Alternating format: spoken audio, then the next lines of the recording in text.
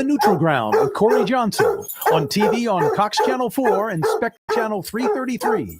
Also on YouTube. On radio at NOLA Talk 93.9 FM, WSLA New Orleans. It's 4 p.m.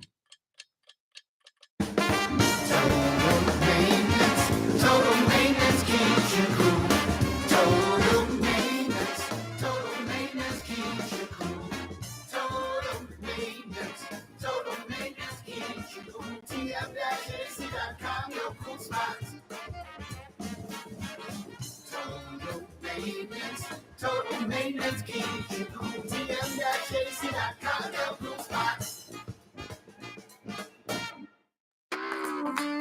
Ford F-150, number one seller in America. What about in the USA? Let's see, what about in the world? Who sells more trucks than Ford? Nobody. It's because the Lamar team is the real team. All that makes it happen is one goal. Everybody having a great experience at Lamar Ford. We became number one for a reason, because we're good. And we need to prove it every day, every deal, all the time. South Shore residents that love good food are making the short trip across the lake to Gallagher's 527 in Mandeville. North Shore folks have known about Gallagher's 527 for years. Now the South Shore has discovered this hidden gem. One of the metro area's best restaurants is less than 30 minutes away. Take the quick trip across the lake and experience Gallagher's 527 in Mandeville. As good as it gets. Tired of cleaning your gutters? Improve the value and look of your home with Leaf Guard gutters. And you'll never have to clean your gutters again. Ever. I guarantee it. Let Audubon Gutters install Leaf Guard gutters today. You'll improve the look and value of your home. And right now is the perfect time during Audubon Gutters' 99-cent installation sale. Call 469-6494 now. Get out of that gutter and get on the phone. At Audubon Gutters. There's a Middle Eastern restaurant that's less than 5 minutes from where Causeway and River Road meet, Lebanon's Cafe. Convenient to Old Metairie and Old Jefferson. Carrollton at Jeanette on the streetcar line, Lebanon's Cafe. Why wear the same old glasses that everyone else is wearing? Stand out from the crowd. Come to Art and Eyes. Art and Eyes is not your typical eyeglasses store. It's one of the finest eyewear shops in the country, right here in New Orleans, with precision-engineered prescription lenses and gorgeous high-quality frames from the heart of Europe, Japan, and the United States. Our products are thoughtfully curated, and our staff are here to help you find exactly the right frames. Art and Eyes on Magazine, as unique as you. For game-changing innovation, look to the Latrim family of companies located in Harahan. Intralox, a Latrim company, changed the game when they invented modular plastic conveyor belts over 40 years ago. These belts and innovative Intralox technology are transforming movement in manufacturing facilities around the world. Intralox is a dynamic global company now hiring in production, warehousing, shipping, and more. If you want to be part of our successful team, visit Latrim.com. That's LAITRAM.com. Dave Miette Insurance Agency. Auto, home, flood, business. 504-556-0809. Dave Miette, INSagency.com. Dave Miette Insurance Agency. Auto, home, flood, business. 504-556-0809. Dave Miette, INSagency.com. Does Helm Paint have the best paint on the planet? Helm, yeah. We only sell Benjamin Moore, the world's finest paint. Because paint ain't paint. Let us steer you right. Helm Paint and Supply.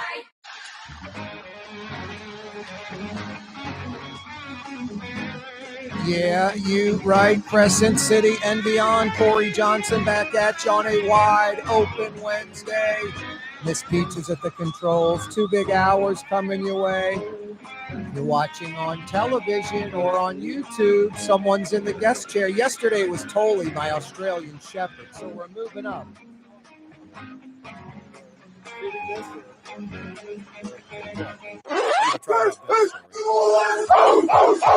This is indeed New Orleans. Thank you, Mr. Drew Brees. That's Michael Arata. He is with Fear the Wave Collective. And I don't know. I guess you were checking out Twitter. You came prepared with the helmet. I told you, Are man. we supposed to go at it, fisticuffs? No holds barred today, man. We're gonna do all talk. We're going to get straight talk, and we're going to get right to it. And I came prepared, Corey. And listen, man, by the end of this show, excuse me, you, my friend, are going to be wearing. You are going to be wearing and promoting a Fear the Wave Collective shirt. That's good stuff. Yeah, brother. And we're going to be all right. We're going to be doing some Tulane stuff. We're going to be rooting on Tulane to beat Northwestern. That's we're going to beat Northwestern. That's for you. Awesome. And by the way, this is the game everybody's really anticipating. You wanted me to do some forecasting. We'll talk about that. But we got a special guest here. He can talk about playing in big games and winning big games. This says beat Duke, and we are definitely going to do that too. Beat Northwestern. I got some good ones. You got some good ones, man. You got some good ones. Yeah. So is this a hint? Is ACC Big Ten coming or something like that? I don't know, man. That's actually a good question for David Harris. David Harris should be on the show, and you should ask David Harris that question. Yeah, I've had him on a couple of times. I need to bring him on down to the studio. Absolutely. No, I love the T-shirt, man. Thank you. Thank you. Fear the Wave Collective. Yep. I tell you what, I'm going to. You're going to 86 the helmet? I'm going to 86 the helmet, and we're going to get down to business. How's that? That sounds good. Michael Arata is with us from the Fear the Wave Collective. Hey, Michael, what is a collective? I mean, the landscape in college sports has changed dramatically, especially with football. What's a collective? All right. First off, thanks for having me, man. I appreciate it. I appreciate the invitation. You know, yesterday you got Twitter all riled up, and I'll tell you this, and I think I said this on Twitter yesterday. You and I have known each other. We've been friends for 40, maybe even longer. My whole life, I feel like I've known you. From middle school, right? So we've known each other forever. And I just want to make sure that people know, like, I know you, and I know your commitment to local sports. You've been doing this for your life. You've made local sports your life. And I know you've supported Tulane because I know you supported me when I played at Tulane. Your next guest is one of my dearest friends in the world. He's one of the great Tulane football players. You've been a fan of his forever. And you've spent a lifetime trying to get Tulane to kind of listen and listen up. So I like the beat that you took yesterday, man. It was very aggressive. It was tough. But I have to tell you, like, some of the things that we have to do in life are tough and aggressive. And so I'm going to be tough and aggressive too in my responses, but I appreciate you having me on today so we can talk about this. All right, we'll talk. So what's a collective? Like, we'll talk about my tweet in a second. But yeah, what's a collective? That's, for the average person out there, the layman that maybe doesn't know sports and the like. Yeah. Know? So, a collective is a group of passionate people, donors, sponsors who are interested in helping a football, basketball, college sports program, right? And so in the Tulane world, Jimmy Ordino, Kelly Camarda, and Michael Arata all found each other and decided that we were going to put together a group of committed, loyal, dedicated donors to help our football program. How is that different from boosters? So, quite honestly, it's not. And the collective gives boosters a chance to actually group together as a collective, as a group of people. So instead of you, me, her, our guest, our other special guest, all doing stuff individually, what we thought was, let's get everybody together and multiply the power of this and become like a force multiplier. And it worked sensationally. And it didn't at first. But after a lot of effort, after a tremendous amount of effort, people could see the impact that we were having. And also, quite honestly, the team was doing great. And so, those two things went hand in hand. And we had and still are having a spectacular, spectacular ride. But a collective is really just fans, donors, supporters, people who want to help Tulane football, and football in particular, because that's what I'm going to talk about today, helping Tulane football in particular compete in this kind of wild world where money has entered in the picture like never before. I'll tell you a quick Archie Manning story. Trying to get Mark Zeno into the National Football Hall of Fame. Archie's the guy who runs that. Willie Fritz, former Wave wide receiver. Former Wade wide receiver. He led the nation. He was the first player in college football history, first one in college football history to have 3 consecutive 1,000-yard seasons. Think about that. Wow. First one ever to do it. And I asked Troy Dannon, what can we do? He said, you got to call Archie. So I called Archie. We got Archie on the phone. We got Willie Fritz on the phone. Mac Brown was our coach. We got Mac on the phone, me, Troy Dannon. And before the conversation started, Archie couldn't help himself. And he said, I want to tell y'all a story. And he broke into this fantastic story about when he was a freshman, the senior quarterbacks would throw the footballs over the fence onto the golf course. After practice, he would have to go pick them up, bring them to the seniors' room. They'd sign them and sell them for $25 a piece. And one day after practice, Archie Manning was out there picking the footballs up from the golf course. The manager grabs him, drags him into Coach Vaught's office and said, "Coach, I caught Manning stealing the footballs. He's taking them to the seniors room and they're signing them and selling for money." And Coach Vaught didn't miss a beat. He said, "Well, don't be an asshole. Buy them back." Oh, nice. Right? Buy them back. And he made the point, didn't he? This has been around a long time. I mean, your next guest and I know some of our teammates who you keep teasing Terrence Jones. Indiana this is Jones Terrence sitting Jones. over there Terrence waiting, Jones in the pseudo green room over there. Yeah, my dearest friend in the world, Terrence Jones, one of the greatest athletes ever to play college football, and renowned athlete and an even better human being is here. You guys have a special treat. Terrence is joining us in a little while. So NIL, this name, image, likeness, essentially paying players. That's where all these collectives came about. I guess everybody in Baton Rouge, it's the TAF was always there. Correct. But now it's morphed into a collective. Yeah, and I think they call it Bayou Traditions, or they could still call Bayou Traditions, I guess. And so they started their collective.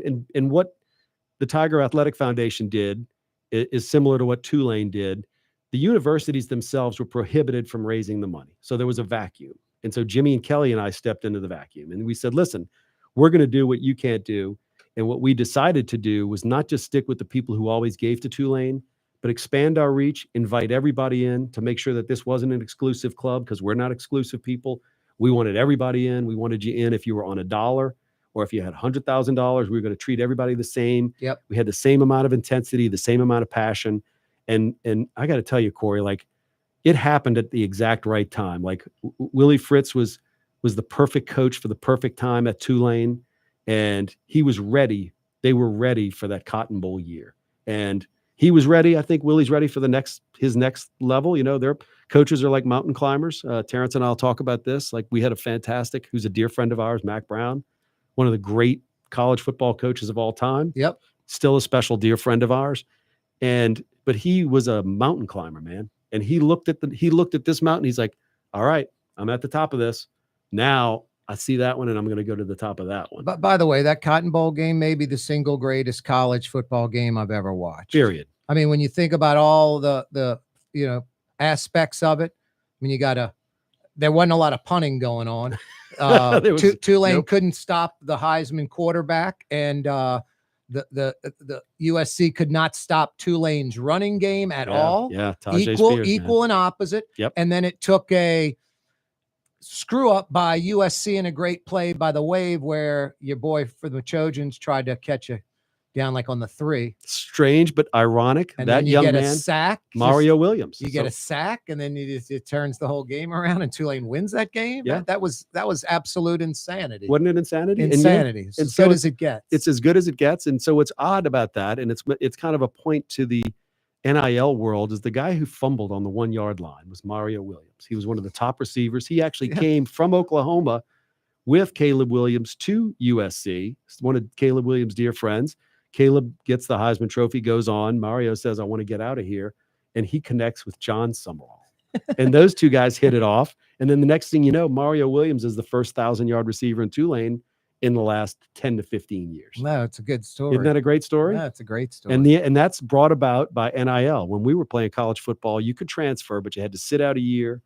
And so things have changed drastically, obviously. And so what we're trying to do, and you and I are going to get into this because this is why I'm here today, things are still changing drastically. So what is a collective today versus an NIL collective when we started? And that's a huge question. I mean, that's a very radically different organization than we were when we started. Yeah, that's what kind of got the Twitter thing going. Fear the Wave is kind of been kicked to the curb, in my opinion, by the university, and kind of taking this in-house and a third party in it. It's why aren't y'all the third party? What am I missing there? Well, I mean, let's just break it down and kind of. By the way, I'm like a flyweight. You're kind of a middleweight. We don't fight in the same ring. All right. All right. So listen, we actually are still here, but this is the huge difference, and the difference is, so the universities couldn't raise money before, and so they're raising money now, and the question remains as to why we're not. But I'll just tell you how this happened. Bingo. Right. So we were very, very good at raising money. and the university was prohibited from doing it. And thankfully, we were good at it, so good at it that our teams were able to attract talent like Mario Williams, like guys who are going to be really impactful this year. Yep. Mo Westmoreland, Santana Hopper, a bunch of guys who are just going to tear it up. Brendan Sullivan.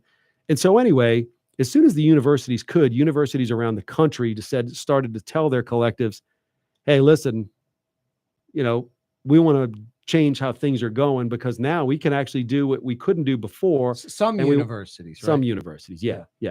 So they start doing now what they couldn't do before. And we actually had several conversations with the athletic director about. Hold that thought, because I got to take a break in 15 seconds, and I want to get into that some more. 766-9480 is the phone number, Green Wave fans. 766-9480. Michael Arata's with us. You got a question for him? Dial us up. Does Helm Paint have the best paint on the planet? Helm, yeah. We only sell Benjamin Moore, the world's finest paint. Because paint ain't paint. Let us steer you right. Helm Paint and Supply. Total maintenance, keeps you cool. TM-JC.com, no cool spots. TM-JC.com, no cool spots. The Woodhouse Day Spa, with 5 area locations: New Orleans, Metairie, Slidell, Baton Rouge, and now Mandeville. A day of relaxation is just moments away at the Woodhouse Day Spa. WoodhouseSpas.com. Here at the NOLA Coalition, we love our kids and we love our city. The people of New Orleans are standing together for a better future. By harnessing our collective resources, the NOLA Coalition will create a safer, more prosperous city for all residents. Your support is needed to help reduce violence, invest in our children, and drive generational change. Join now at nolacoalition.info. Dave Miette Insurance Agency. Auto, home, flood, business. 504-556-0809. Dave Miette, INSagency.com. Dave Miette Insurance Agency. Auto, home, flood, business. 504-556-0809. Dave Miette, INSagency.com. Word is, one of the best restaurants in New Orleans isn't even in New Orleans. Gallagher's 527 in Mandeville. Cross the lake and taste what you're missing. Tuesday through Saturday. Gallagher's 527 in Mandeville. Young's Dry Cleaning has free pickup and delivery. That's right. Young's Dry Cleaning has absolutely free pickup and delivery. Home or office, East Bank or West Bank. Call Young's at 288-8381 or online at youngsdrycleaning.com. Trey Yen in Mandeville, a New Orleans tradition for over 40 years, serving the finest Louisiana-inspired Chinese cuisine. Open Tuesday through Sunday. Trey Yen. Why wear the same old glasses that everyone else is wearing? Stand out from the crowd. Come to Art and Eyes. Art and Eyes is not your typical eyeglasses store. It's one of the finest eyewear shops in the country, right here in New Orleans, with precision-engineered prescription lenses and gorgeous high-quality frames from the heart of Europe, Japan, and the United States. Our products are thoughtfully curated, and our staff are here to help you find exactly the right frames. Art and Eyes on Magazine, as unique as you. Greater New Orleans, a destination for learning. With 13 colleges and universities and a booming job market, Greater New Orleans is the ultimate destination for your higher education. Your path to the future begins in Greater New Orleans. Find out more at studynola.com. Francesca Deli and Pizzeria has over 15 specialty sandwiches, a big 10-ounce burger, and some of the best pizza in New Orleans. Francesca Deli and Pizzeria on Harrison Avenue in Lakeview between Canal Boulevard and West End.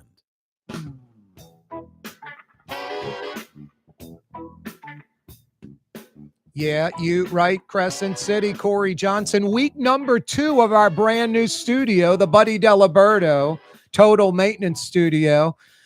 I'd say Michael Arata is our first in-studio guest, but yesterday, Tolly, my Australian Shepherd, man, that seat for a little while until you get down on the floor, and we had a riveting conversation. Tolly was sort of bummed out that Fear the Wave has been sort of spayed or neutered were Tolly's exact words, my Aussie. Okay. He said spayed or neutered. Spayed or neutered. Yeah, kind of pushed to the side. I don't know, man. I don't know. We're still pushing hard and helping Coach Summerall as best we can. So this is what happened. we had several conversations with David Harris, and David's our new Tulane athletic director. Yeah, he's our new athletic director. David came in. It's funny. So David was hired, and David basically worked for free for about 2 to 3 months before he actually even showed up at Tulane. I think his first official day was maybe January 1st, but I think David got hired sometime in October, and he seemed to be. But wasn't around till like December. That's correct. I mean, like Courtney Gaucher was really the guy that hired John Sumrall, I would say. Well, Courtney was very active at the time. Like Courtney was super, like super active, and so was interim AD. Well, actually, no. Patrick Norton, who's our CFO, was the interim AD. They hired David, and that's Norton's like the number 2 guy at Tulane under. He is. Fritz. He is. He's the whole school, right? That's correct. He is. I'm not sure about exactly the hierarchy, but he's a very, very high up official at Tulane. And one of the things that he's also super passionate about is good fiscal responsibility. And so it's been interesting to work with Patrick and find out like how the school works, how the school generates income, and what they think of the athletic program and the finances of the athletic program. Not very much, but go on, Michael. Okay. They actually do, Corey. I mean, like they put a tremendous amount of effort and thought into this. And Pat Norton in particular has actually dedicated himself. And so anyway, I was just talking about David. David gets the job.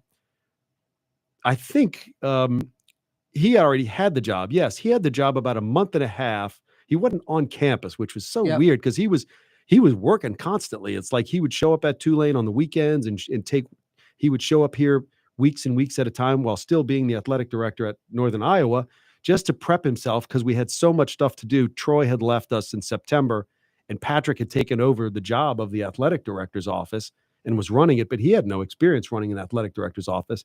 He did sensational. And you know why? Passion. He went to the games. He met with the coaches. He talked to everybody. He was interested in it. He was trying to figure out how this thing worked. Kelly and I and Jimmy would talk to him about what we were doing. He would give us the thumbs up, say, go out there and go get them. And so it was a fantastic opportunity for us to keep growing and growing and growing the collective. And then really when David came, David and I met with Kelly and Jimmy, and we talked to him about what we were doing. Northern Iowa might have had a collective. I think they did. But it was just a bigger operation, right? We had social media stuff. We had radio stuff. We had people doing Fear calls. the wave. Whatever anyone who was fair and objective and knows Tulane and knows Tulane football and knows the fan base and the gap of youngsters missing for a while there from like the 70s to like 2000, that kind of thing. You guys, if it was a 1 to 10 scale, you hit a 60. I mean, awesome. You guys super exceeded what anyone could have imagined. Fear the Wave was, doing as great a job as humanly possible, exceeding all expectations. My expectations, I was like, wow, this is legitimate. This is real. It isn't some kind of Tulane, half what thing. It's real. It's 100%. So you got this Fear the Wave thing rolling. So Harris brings you in and basically wants to do what? So, David actually met with us several times, and we talked about this quite a lot. His goal was to make sure that we had enough money to sustain the football program. And this house settlement changed everything about the collectives. It changed everything. We had our own budgets. We had our own operating systems. But what we didn't have was like the full force and operational capacity of the university. I had actually pitched the university before David got there on what I called this whole of school effort where we were going to raise $100 million, right? And just do it in a way that I would have thought would be transformational. And, it's just hard to kind of piece that together. It's easy to talk about something like that, but you really need a program to do it. Anyway, when David took over the athletic department, it's his athletic department. He wants to operate it the way he operated. Since this house settlement was coming about, he actually had the opportunity to do stuff that Troy Dannon did not have. He's got professional fundraisers, and he told us he wanted to fundraise. And so we were like, listen, we don't want to compete. Our goal is to help Tulane University. Our goal is to help Tulane football, basketball, women's basketball. How's he going to do it better than Fear the Wave? Well, I mean, they third partied it out, right? They hired a group called Altius, which is a very well-known national organization that does collectives for a bunch of folks, right? Yeah, they do. They're pros. And listen, Jimmy and I have full-time jobs. I have 2 kids. I do a lot of stuff. And I'm happy doing what we're doing right now. And what we're doing right now is anything and everything Coach Sumrall asked us to do. And one of the things that he asked us to do keep raising money. No, from what I understand, John Sumrall loves Fear the Wave. I would think Fear the Wave loves from him. just the people I talk to that know him, he's probably a little upset with this situation. I think. I just in a year or two from now, the new situation better be far exceeding what Fear the Wave was doing. Yeah. Otherwise, it's going backwards. I don't get it. I want to say this. Like, I think people hate change. I think they hate it. Not when it's success. They hate change when it's successful. Fear the Wave's very successful. It's like, why mess with something that's working so well? So at Tulane, especially, for crying out loud. But you asked me about John, and John's candid, and John will tell you this because I know he's been on your show, and you know him. You know how candid he is. I do these weekly blogs and weekly podcasts or Zoom calls, with Coach, with all of our with our donors. Yeah. And I warn everybody. I was like, listen, ask him a tough question and buckle up because you're going to get a tough answer. He's not going to shy away from it. And so the reality is no one likes change, right? And so when things are going one particular way and you say, hey, listen, we're having a directional shift, everybody stands back and says, how's that going to work? How's that going to work? I got to tell you, like, I think they have pros at Tulane who know how to raise money on a scale that Jimmy and I don't. And I think that that's a good thing. So they're going to raise money with groups of people who you and I know, big donors like the Benson families and these groups that are like, but are they going to miss the thousands of little ones that you guys get? I hope not. And maybe that's where we step in. You step in that's where do that role. And by the way, we're still doing that role. No, I got you. We're trying to. One of the things what we want to do, I want to stay out of the lane that they have because I don't want to cross swords with them. They don't want to, like, I started this as a volunteer because we want it to succeed, and I'm praying that it succeeds. I gotta have it succeed. Is there, like, I hear it from donors, I think I know who you know. You know what I mean? Like, I hear this. I hear the concern. I hear the hesitation. I hear, like, the doubt. It's not just me that says, I know. That, I think there's a lot of people that they think Tulane athletics are like someone trying to get away with a 15% tip. How can I tip 15% and justify it to myself? Well, I should be tipping 20% or more, but I'm going to try to tip 15 and maybe the waiter will be okay. I can get away with it. Come back. Tulane athletics, I just don't think go all out. They don't 110%. I remember the old coach Toledo from UCLA couldn't get buses to go downtown. Things like that. Stop, things have changed. Yes. Things have dramatically changed. Thank you very much. Because Fritz changed the culture. It was like Saban and Les Miles at LSU. They dictated it because they won. So this Tulane is what you've had got to do what Fritz said. But here's the thing. Though, Michael. It's done. Those days are over. But Fritz left. You could easily argue because they didn't get the bubble built, and the bubble that they're finally breaking ground on should be the $150 million football operations center. You want to play Division I sports and do it right, like Tulane's been doing the last few years. You got to do everything right. And the slowdown in the bubble, the slowdown in the op center, which is they're not even at the beginning of the tunnel, much less seeing the light.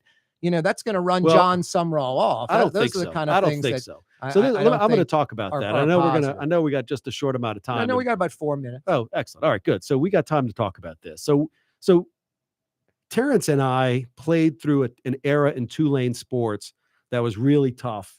And we knew that having lived through that, having gone to the Superdome, played in the Superdome, where I remember hearing Dan Plunkett's voice, one of my classmates, I could hear his voice across the field from the plaza yelling at you 10 rows He was up. going to get a hot dog or something like that. And he was talking so loud, I could hear Dan Plunkett and Terrence. We had those experiences, and then to see Yeoman Stadium packed and then go to the Cotton Bowl win the Cotton Bowl. I'm telling you, we vanquished it.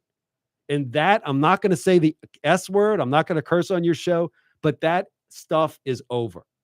It's over. So and Fear the Wave, and I have to tell you this, like Fear the Wave, over, it is. Trust me, I it's don't over. Believe it's over. So one of the things you talked about, Willie leaving unleashed. We have a nuclear-powered, supercharged coach, and the people who've come into Tulane since John Sumrall has shown up, I'm telling you, Willie Fritz, dear friend of mine, I love him. I was texting with him the other day. I I'm not kidding you. Like, he has done so much for Tulane. Totally. I can't wait to build There needs to be a statue for Willie cannot Fritz. wait to build It's a like statue. I know We're Tulane gonna do fans it. are like, why is Corey always bring up LSU? We're in the same state. I went to LSU. I Yeah. love Tulane. I know. It's good to, I'm never going to give you a pass for that. Well, no, but it's like the Saban statue. It's like, It do is. it already. You got to do it. Willie Fritz, you got that guy built the modern program. The And Cotton Bowl wins, the greatest win, one of the best in college football history. No doubt It's about incredible. it. And so I'm telling you, like, the supercharged coach we have now and the personnel we have now is. You wanted me to make the prediction. John like, and predict Sumrall is incredible. He's a fantastic college football I think he coach. might be the coach at Kentucky before the year's out, like I don't- December. you know what? Like, Listen, I'm not trying to be a jerk. No, I'm just listening. saying, like, John the was very connection, candid he's with such us. a winner. He was I candid mean, with us last my year. God, so that the one guy. thing that he's going to do, though, he's going to focus on where his feet are. Yep. And he's fantastic at that. And You he heard tells- the comment online when he's talking to the ref. No. The referees, like in like, I guess, a scrimmage or something, and he's like, "How you doing?" He's like, "Man," he goes, I got my resources. I got, I'm at Tulane." And he goes, "Man, who wouldn't love living in New Orleans?" Seriously. That's what he said. And And he's always shooting photos of like a big ook tree in Yeah. Audubon Park. I'm like, man, this guy Sincere gets about this. uptown and understand. He is. And He's by the sincere way, as I hell, s- and he's a total winner. He's a winner. So let's acknowledge that. And one of the things that I think Fear the Wave plays a role in all this, we're tied at the hip with him, man. He's so we rely on him. He relies on us. The relationship's been fantastic. And it's our intention to keep growing that and providing him with all the resources that he's ever going to need. I'm not going to compete with the athletic department. I don't want to. I want them to succeed. But, we're going to do what we got to do to make sure that the football coach has everything he needs. Yep. We're going to take a quick break, come Good. back. Michael Arata's with us a whole hour till 5:00. Yep. Terrence Jones is in the house. We might even go into the 5:00 hour. Who knows? Terrence 766-9480 is how you dial us up. 766-9480. And I don't think Sumrall likes the fact that the bubble doesn't exist already. And I think he doesn't like the fact that there's no operations center anywhere in sight. Michael, you talk about that when we come The back. Woodhouse Day Spa, with 5 area locations: New Orleans, Metairie, Slidell, Baton Rouge, and now Mandeville. A day of relaxation is just moments away at the Woodhouse Day Spa. WoodhouseSpas.com. Ladies and gentlemen, in this Lamarck Automotive Complex is something called Quick Lane. Tires, wheel alignments, struts, servicing your transmission. We're doing all makes and models. It doesn't have to have been purchased from us. It's for you. It handles your lifestyle with your budget in mind. And we want to get you in and out as quick as possible. Quick Lane, you got to come see it. You're going to love the experience. Right there at Williams Boulevard in Kenner. South Shore residents that love good food are making the short trip across the lake to Gallagher's 527 in Mandeville. North Shore folks have known about Gallagher's 527 for years. Now the South Shore has discovered this hidden gem. One of the metro area's best restaurants is less than 30 minutes away. Take the quick trip across the lake and experience Gallagher's 527 in Mandeville. As good as it gets. The Port of New Orleans is the gateway to global commerce, the economic engine that moves Louisiana and our country forward. For more than 125 years, Port Nola has continued to deliver the goods we use each and every day, by river, rail, and by road. No matter what, it all happens right here, delivering Louisiana's future at the Port of New Orleans, your working river. Learn more about your Port of New Orleans. Visit portnola.com. For game-changing innovation, look to the Latrim family of companies located in Harahan. Intralox, a Latrim company, changed the game when they invented modular plastic conveyor belts over 40 years ago. These belts and innovative Intralox technology are transforming movement in manufacturing facilities around the world. Intralox is a dynamic global company now hiring in production, warehousing, shipping, and more. If you want to be part of our successful team, visit Latrim.com. That's LAITRAM.com. In New Orleans, we don't eat to live. We live to eat. More is better. Scott Craig of Katie's. That is our slogan. More is better at Katie's. It means more of everything. Not not just more food, more smiles, more friendship, more love, more. When you do something, you have to do it right. It's all about more, and it's all more of the good things. Get more at Katie's Restaurant in Mid-City. Tired of cleaning your gutters? Improve the value and look of your home with Leaf Guard gutters. And you'll never have to clean your gutters again. Ever. I guarantee it. Let Audubon Gutters install Leaf Guard gutters today. You'll improve the look and value of your home. And right now is the perfect time during Audubon Gutters 99-cent installation sale. Call 469-6494 now. Get out of that gutter and get on the phone. At Audubon Gutters. Hey, Marigny, Bywater, Treme, French Quarter, CBD, Warehouse District, Garden District, Irish Channel. It's Corey Johnson on the neutral ground, where New Orleans is heard.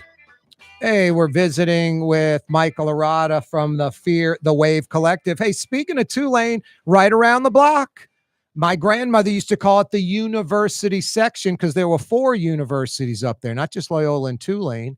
You had Newcomb and you had what's the old Loyola Law School, Michael? Was that one Dominican College or whatever? Dominican College, yeah. So you had 4 universities. Yep. Lebanon's Cafe. I got to take care of the show, Michael. I got to pay tribute to the sponsors. I'm a big fan of theirs, by the way. No, I see Tulane people in there all the time. Tulane athletic folks with the Tulane garb, all kidding aside. Seriously, my kids and I were there probably a week and a half ago. No, Latrim is a sponsor of the program. I see folks with Latrim stuff in there because they're just coming down River Road. Mm-hmm.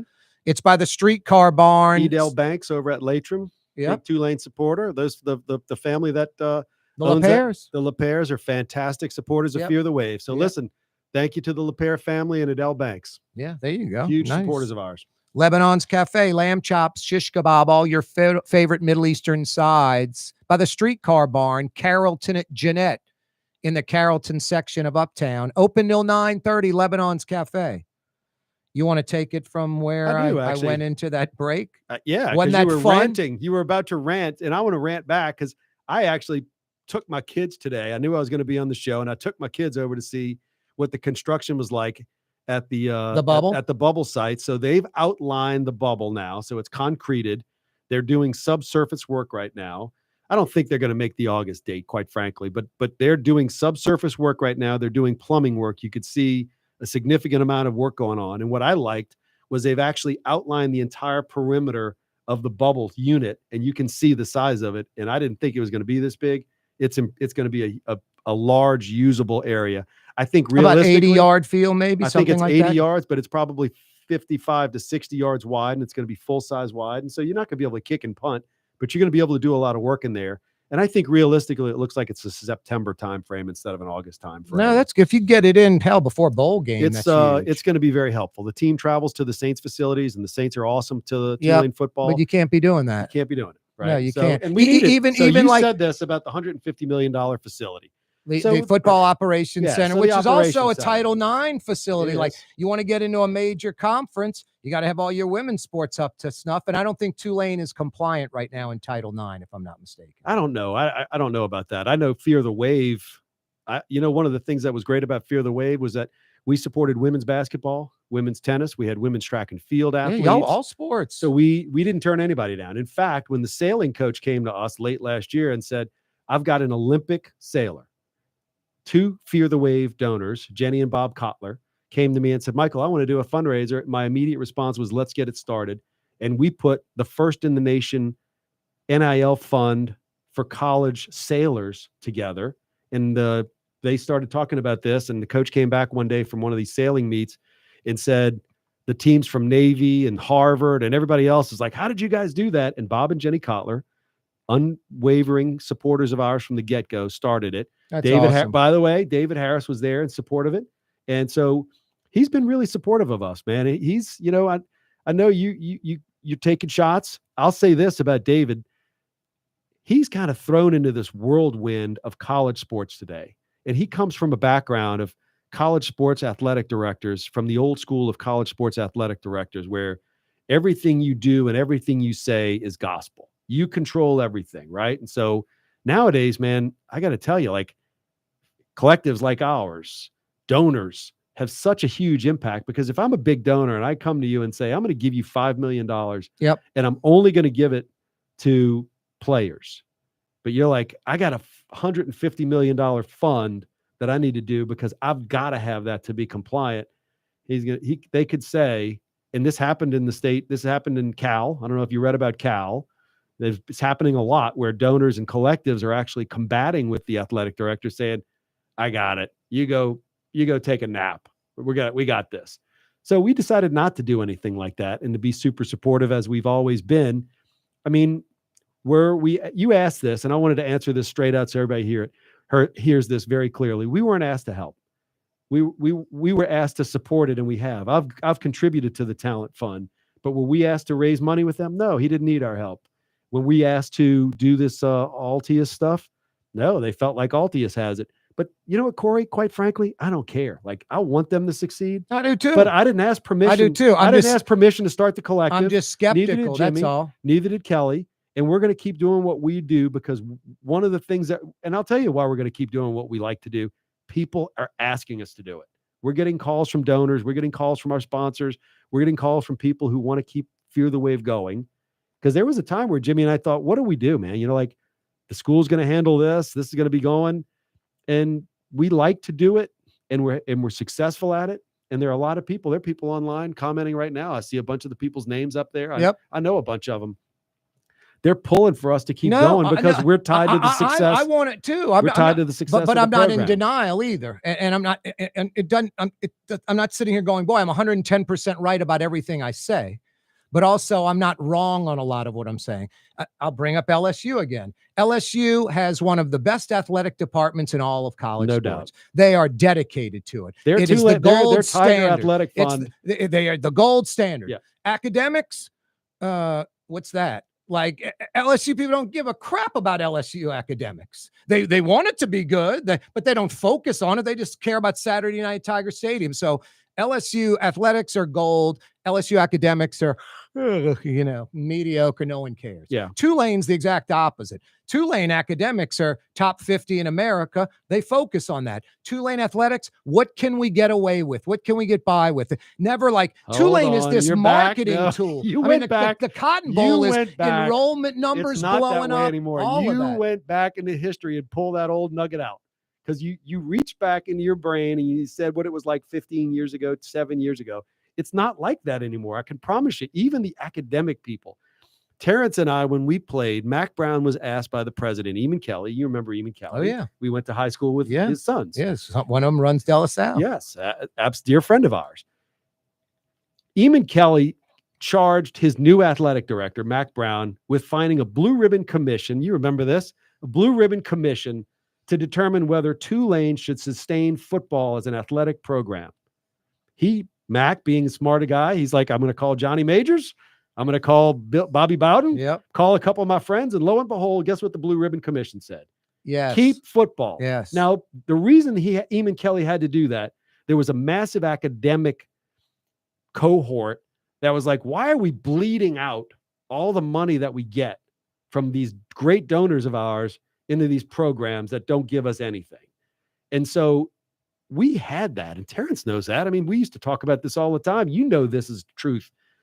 That, I got to tell you, Corey, that was vanquished, man. The academic people at Tulane travel to the football games. It's never been heard of.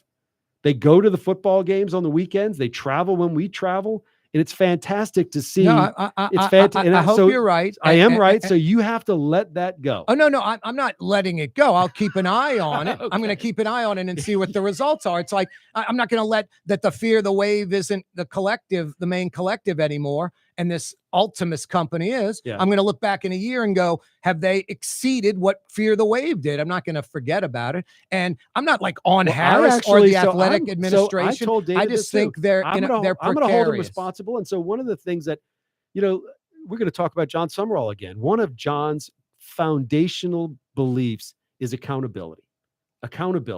And he posted this, I think, a couple of months ago, and I saw it again online the other day. I think John Summerall thinks more like me than you. So I think this. I think he thinks more like me. This is accountability behind the scenes. If you're gonna say something, do it. And Jimmy and I think, listen, I want to hold Tulane accountable to make sure that they raise all the money, just as they helped us. And Troy Dannon was super helpful. David Harris has been helpful to us. When they needed our help, we jumped in and helped them. And they know that. They know that about me. They know that about Jimmy. We will never, ever deny the opportunity to help them. And if they need help raising, but I also want to hold them accountable. Like, no, Coach, you do. I think y'all are great. I mean, Michael, I'm for Fear the Wave and what you guys do, 110%. Like I said, y'all have exceeded expectations.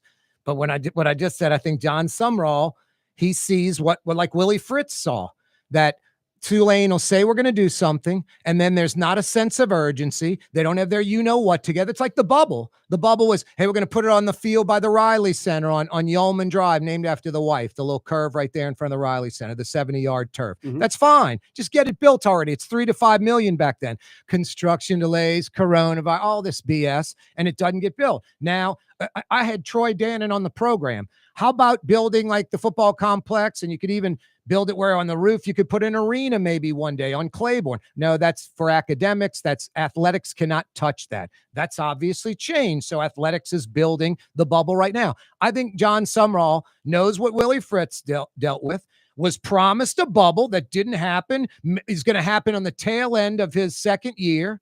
And there's no $150 million operations center anywhere on the horizon. And I think John Sumrall's like, I love Tulane. I love New Orleans. I wish they were into it like I am. And these things Corey's talking about were happening, because maybe I'd hang a long time. But I think for him, he's probably like, Tulane is what it is. And they're always going to be kind of half you know what, and delaying on getting stuff built and slow to the, But it's not half of anything. Like Tulane, if you look at the national rankings for Tulane football, like there's a reason we're competitive. Like the school obviously supports the football program. There's no doubt about it. We've supported the football program, and you don't get to be 25th in the country, 17th in the country, 19th in the country, 9th in the country, 35th in the country, wherever we are, wherever we end up, you don't get to be that way by accident. So he has resources. Do I think people who are like John Sumrall, head football coaches at Division I colleges, want more resources, want more opportunity, want more stuff? Absolutely. Just like you do. Like you've upgraded your studio. You continually try to get better and better and better at what you're doing. We've done the same thing. Don't be surprised if John Sumrall wants to hold people accountable for telling them to do when they say they're going to do stuff. That doesn't surprise me. But I don't believe the second part of that when you say Tulane doesn't do it or isn't doing what they're saying. I think if you had Pat Norton on here, he would be able to show you a ledger to say, we used to spend this, now we're spending I agree with that, but that's not in a timely fashion, though. That's the problem. I think Fritz left because of that. No, and I think Sumrall's aware of that. I'm going to say this. Like, I know you got to wrap up because we got another segment coming up, but Willie Fritz left Tulane University to take a job in Houston because he thought he had greater opportunities of course. Right? So he's a mountain climber. But I think he looked ahead and said, but also he was like 61, 62. And I think if everything Tulane would have had in place, I think you have a better chance of keeping him. Let's say that. If the bubble was built and the operations center had ground broken, maybe Willie Fritz is still here. But I'm going to tell you, like, even though that's 3, 2, 1, Mike, we got to hang on. Break time now. The Lamarck Automotive Collision Center, it's open now. We fix cars and trucks. We do all makes and models, and it doesn't have to be a Ford or a Lincoln. It could be whatever you're driving. 32,000 square feet under roof, now open at 3101 Williams Boulevard. It's all about you, the customer, getting the most for your dollar. I would say the most perfect collision center anywhere. The Lamarck Automotive Collision Center, 3101 Williams Boulevard. Go check it out. Word is, one of the best restaurants in New Orleans isn't even in New Orleans. Gallagher's 527 in Mandeville. Cross the lake and taste what you're missing. Tuesday through Saturday, Gallagher's 527 in Mandeville. Why wear the same old glasses that everyone else is wearing? Stand out from the crowd. Come to Art and Eyes. Art and Eyes is not your typical eyeglasses store. It's one of the finest eyewear shops in the country, right here in New Orleans, with precision-engineered prescription lenses and gorgeous high-quality frames from the heart of Europe, Japan, and the United States. Our products are thoughtfully curated, and our staff are here to help you find exactly the right frames. Art and Eyes on magazine, as unique as you. When USA Today ranked the 10 best must-visit New Orleans restaurants for travelers, Mid-City's own Katie's made the list. USA Today says Scott Craig is chef-owner at Katie's, a much-loved Creole Italian eatery that draws armies of regulars for lunch, brunch, and dinner. A neighborhood spot where locals congregate and New Orleans-style hospitality rules. Indeed it does. Katie's in Mid-City. The Port of New Orleans is the gateway to global commerce, the economic engine that moves Louisiana and our country forward. For more than 125 years, Port Nola has continued to deliver the goods we use each and every day, by river, rail, and by road. No matter what, it all happens right here, delivering Louisiana's future at the Port of New Orleans, your working river. Learn more about your Port of New Orleans. Visit portnola.com. Young's Dry Cleaning, with 2 walk-up locations with personal service. Young's on Claiborne and Young's on Harrison Avenue in Lakeview. Young's Dry Cleaning. Call 288-8381 or online at youngsdrycleaning.com. Trey Yen in Mandeville, a New Orleans tradition for over 40 years, serving the finest Louisiana-inspired Chinese cuisine. Open Tuesday through Sunday. Trey Yen. Here at the NOLA Coalition, we love our kids and we love our city. The people of New Orleans are standing together for a better future. By harnessing our collective resources, the NOLA Coalition will create a safer, more prosperous city for all residents. Your support is needed to help reduce violence, invest in our children, and drive generational change. Join now at nolacoalition.info. Not a politician or part of a political machine. Corey Johnson. I propose that I use what's left of the town treasury to move to a more prosperous town and run for mayor. In Metro New Orleans on 93.9 FM and 107.9 FM. Yeah, you right. Crescent City and beyond. Corey Johnson back at you. Every day this program's brought to you by the Lamarck Automotive Complex. I said yesterday, man, if you're thinking of buying an F-150 or an Explorer or something, you're going to go somewhere else but Lamarck Ford, the big store in Kenner? Why? Have you seen the Black Label Lincoln SUVs? They're nicer than my den at home. I'm telling you, the interior of these things. Plush. Black Label Lincoln SUVs at Lamarck Lincoln, the #1 Lincoln dealership in Louisiana. And don't forget about Lamarck Crescent City Ford. If you own a business, you need a commercial truck, van, or SUV. Lamarck Crescent City Ford in Elmwood. Michael Arata's with us. He's with the Fear the Wave Collective. The NIL guys. Well, at least you used to be, huh? Now you're going after the smaller fish, and you're going to let this big company, that the athletic department hired, go after the big fish. You won't let it go. We're going to keep doing what we're doing. We're going to host $1,000 a dinner, $1,000 a plate dinner at Jack Rizzuto's restaurant, Rizzuto's. And it's probably going to be close to the beginning of the season. We're organizing that right now. Fleur-de-lis at Harrison. No, actually, so we're going to do Jack's Steak Restaurant. Jack has a fantastic restaurant. Oh, the new one. Yeah. So it opened up where Kushan,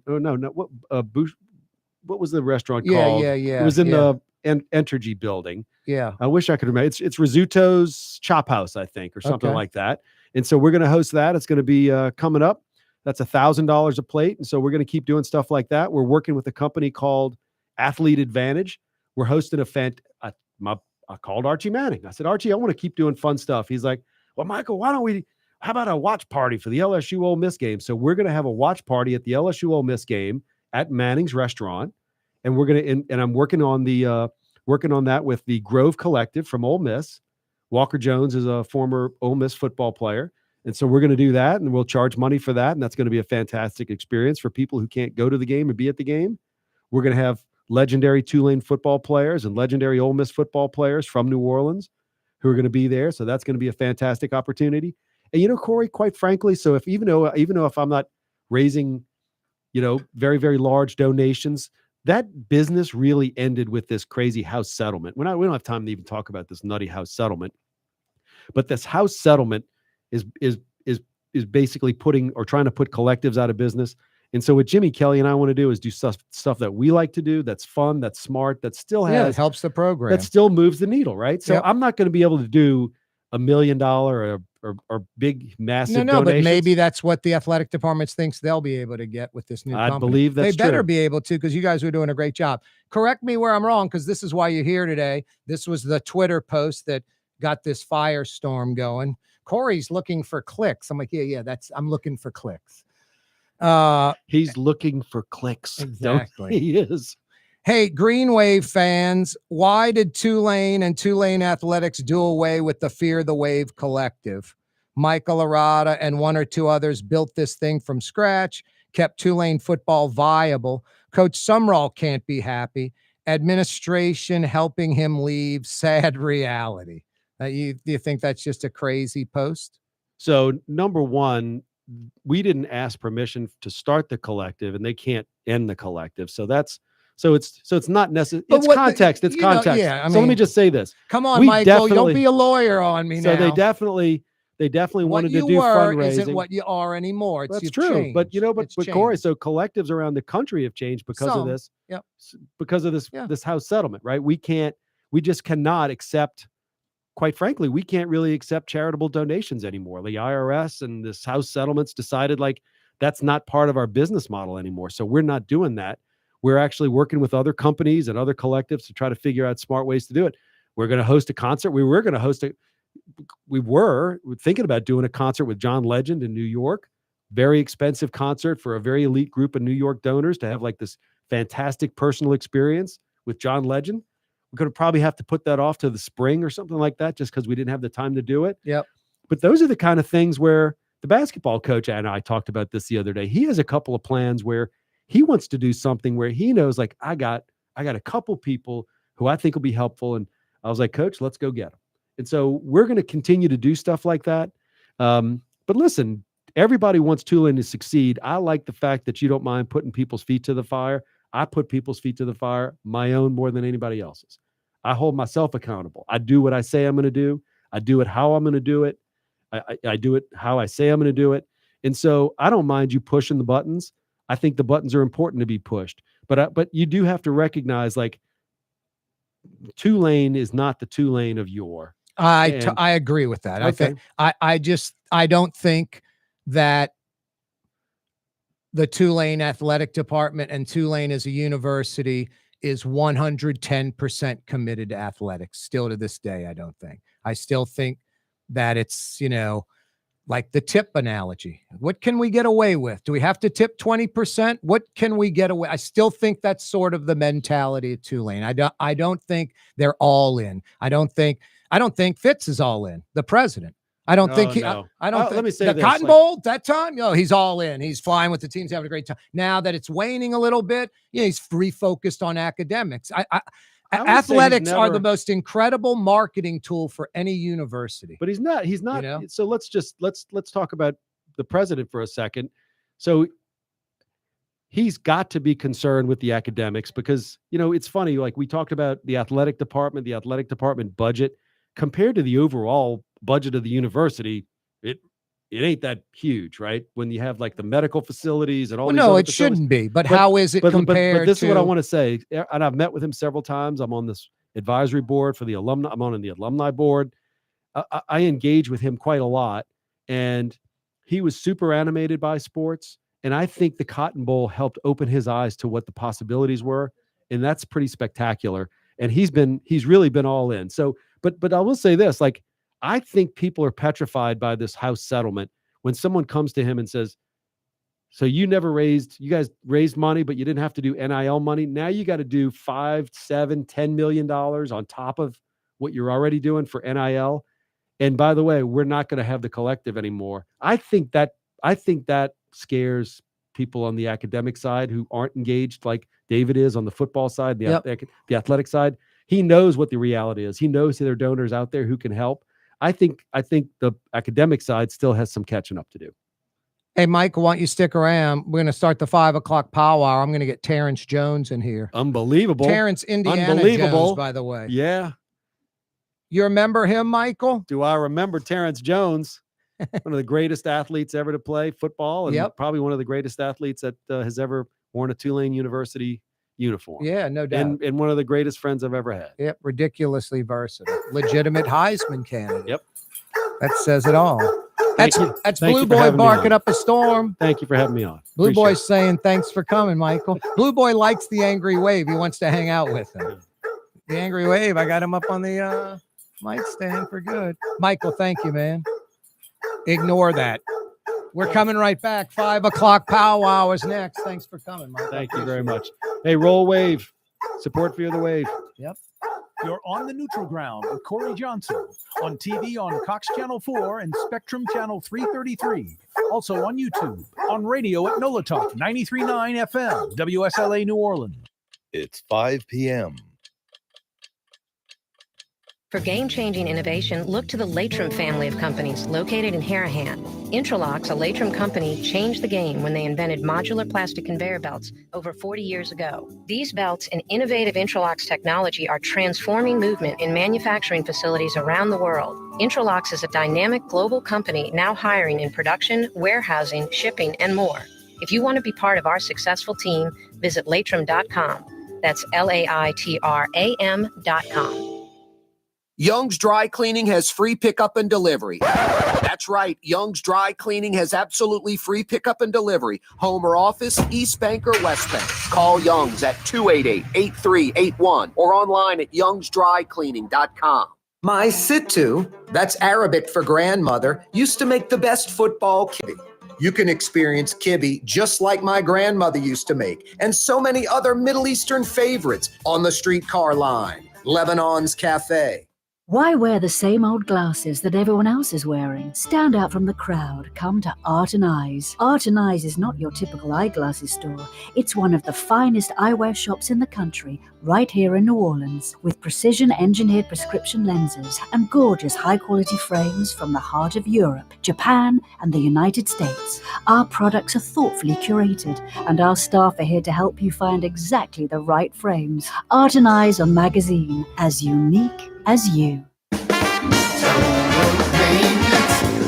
maintenance keeps you cool. Total maintenance keeps you cool. Total maintenance keeps you cool. TM-AC.com, your cool spots. Total maintenance keeps you cool. TM-AC.com, your cool spots. Tired of cleaning your gutters? Improve the value and look of your home with Leaf Guard gutters. And you'll never have to clean your gutters again. Ever. I guarantee it. Let Audubon Gutters install Leaf Guard gutters today. You'll improve the look and value of your home. And right now is the perfect time during Audubon Gutters 99-cent installation sale. Call 469-6494 now. Get out of that gutter and get on the phone. At Audubon Gutters. South Shore residents that love good food are making the short trip across the lake to Gallagher's 527 in Mandeville. North Shore folks have known about Gallagher's 527 for years. Now the South Shore has discovered this hidden gem. One of the metro area's best restaurants is less than 30 minutes away. Take the quick trip across the lake and experience Gallagher's 527 in Mandeville. As good as it gets. It's time to relax. The Woodhouse Day Spa, Metro New Orleans' premier day spa experience, now with 5 area locations. For a day of relaxation or maybe just a quick 1-hour getaway, the Metro area's premier day spa experience is at the Woodhouse Day Spa, and now 5 area locations: New Orleans, Metairie, Slidell, Baton Rouge, and our newest location in Mandeville, the Woodhouse Day Spa. WoodhouseSpas.com. Does Helm Paint have the best paint on the planet? Helm, yeah. We only sell Benjamin Moore, the world's finest paint. Because paint ain't paint. Let us steer you right. Helm Paint and Supply. In New Orleans, we don't eat to live. We live to eat. More is better. Scott Craig of Katie's. That is our slogan. More is better at Katie's. It means more of everything. everything. Not just more food, more smiles, more friendship, more love, more. When you do something, you have to do it right. You know, it's all about more, and it's called more of the good things. Get more at Katie's Restaurant in Mid-City.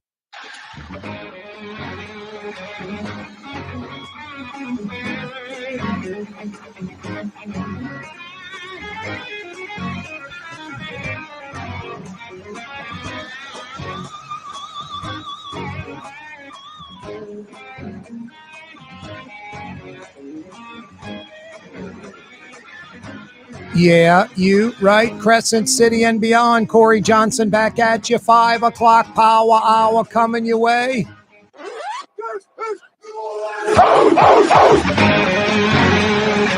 That, of course, is Mr. Drew Brees. It is indeed New Orleans, Louisiana. Terrence Jones is with us, former Green Wave quarterback. How you doing, Terrence? I'm so well. Appreciate the time. Yeah. Yep. Thanks so much for coming in. Appreciate the time. Yep. Boy, those were some good times, man, at Tulane when you were QB in Mac Brown era. What was that? What years was that? It was like 85 to 89. It was 85 to 89. Correct. Yes. Wow. Yeah. Yeah. We're the exact same age. Yeah, you, we are. me, and the guy who was just in here, Michael Arata, Yes, all sure same was. era, Yep, same sure was. age. Yep. Now, Terrence, what got you to go to Tulane? Was it Mac Brown? Well, I think at the end of the day, it was him, apparently. And at the end of the day, he came to myself and my uncle, my cousin, my what's his name? My mother, actually, and came to him about what it is about Tulane, what it can do for me. And at that point, we rallied everything together. And at the same time, everybody, we wished on the same circuit at the moment. And what they did, though, at the time, they came by and produced about the academic side of it. Yep. And how Mac Brown, I guess, hey, Miss Jones, I'm going to take care of your son. Exactly. And I tell you what, they came to me in a way where I'm the person who came about in a way where I was a legitimate situation. And I say, okay, well, finally, let's see what they're gonna do about it. And it came out to me with a situation where here's what we can do, here's what we cannot do. What other schools were you considering? Do you remember any other places you were considering? Some Texas schools, Florida schools, UCLA actually. Those kind of situations came about. For me. Coming to Tulane in New Orleans, what was that like for you? Well, it was a good time, and I think that for the most part, them coming back to me, saying X, Y, Z, and what the situation is, and how could it be, and I think it played a pivotal part in the situation going forward. We're visiting with Terrence Jones. Terrence, you, I want to say, I know you were a Heisman Trophy candidate, and obviously the Tulane quarterback. The Chargers drafted you, I want to say. San Diego Chargers drafted me in the 7th round. But wanted you to play safety or something, right? Wide receiver, yes. Oh, they want to move you to wide receiver. Yes, Okay, I thought it was DB. Yes, wide receiver, yes. Okay. And I wasn't. You weren't into that. I wasn't into that. You at didn't all. even show up at San Diego, did you? I did show up. I You was did? there for about 2-3 months, and I left. And became a situation where one Sunday I came to his office and said, "Look, Coach." You weren't released. You left and went to Canada, Actually, right? I did so. Yeah, I did so. And this is not what we talked about over the phone. And, this is not what we discussed over the phone. And so he said to me, well, X, Y, Z. And this is the situation that it came about, though. And how many years in Canada? 5 years. Wow. 5 years. And what was that like? Because wider field, different rules. Right. 3 downs. 3 downs. It's different. I mean, it's a whole different mentality what you're doing on first and second down. True that. You got to think about third down as a second down, basically. And they came up to me with, situation where here's a situation, first, second, third down, what we're going to do, how we're going to approach my talent compared to what they're doing on offense. So it worked out well. And let's see, arena ball. One time, arena ball, yes, arena football, Connecticut Coyotes, yep. Wow. Yeah, and that was awesome. That was awesome.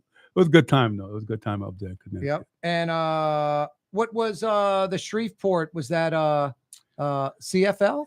It was CFL, and the time they drafted Billy Joe Tolliver for a long time, and And he came in for a reason. He came in. He was the quarterback, and I was wide out. And I was like, this is not happening at all. So I decided not to stay there for some reason, and I think in the most part it worked out well for me. Now, when an Indiana Jones movie comes on, you ever explaining to Well. folks that marketing thing? Who came up with that at Tulane? Well, actually, it was whose idea was that? I forget his name. Was Bob Seale? I think his name was. But anyway, he came up to what's his name? No, not Terry. Bob Seale, I think his name was. But anyway, Boxfield? yeah, I forget his name. But anyway, he came about and he said, "Let's do Indiana Jones." And I said, "Well, why not? Let's do that." And it worked out well for us. I kind of think, though. No, it was. It was a good little Heisman hype. It was pretty good. We filmed the season for almost a whole day, and we did that for about 4 or 5 hours during that day. And during it was a winter break.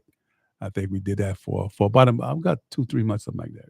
Boy, from that Mac Brown era, I mean, Tulane had gone up and down in football a lot. I mean, Larry Smith when we were kids with Rock Honus, and then you get Vince Gibson in there with who's that? Nicky Hall, leaving X marks on wide receivers' chests because he threw the ball so damn hard.